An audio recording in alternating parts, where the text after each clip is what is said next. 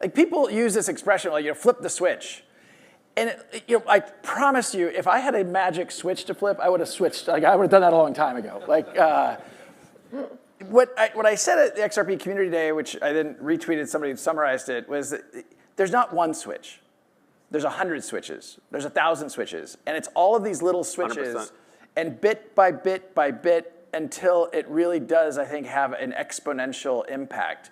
And I think you're starting to see that. It's taken a little longer in some cases, but on the other hand, we've made so much progress, and you're seeing more and more of these little switches flip. And it's the reason why I have so much optimism about both 2026 and certainly beyond. And look, part of that truly is you all are one of those flipped switches.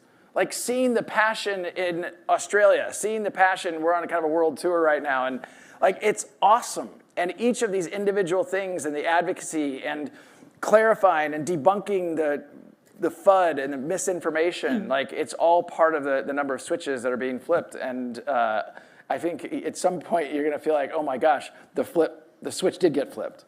But it wasn't one, it was the culmination of a decade of those events. Yeah. Absolutely.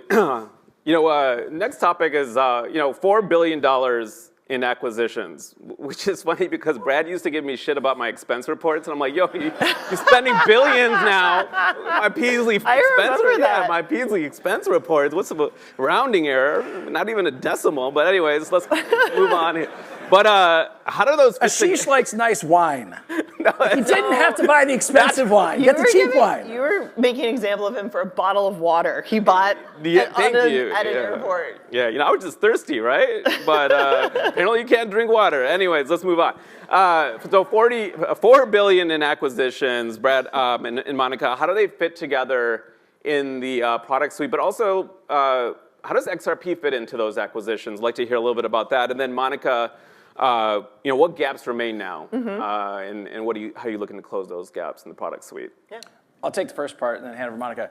Like I say this, and I keep saying it, I'm going to keep saying it. XRP is the North Star of what Ripple's doing. We care more about what's going on in XRP than anybody else.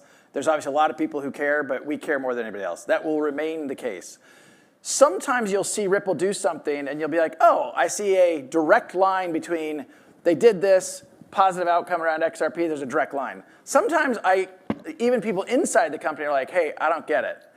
I promise you that when we do something over here, it may have 1 hop or 2 hops or 3 hops, but we're doing it because we think it's going to drive an outcome in the XRP ecosystem.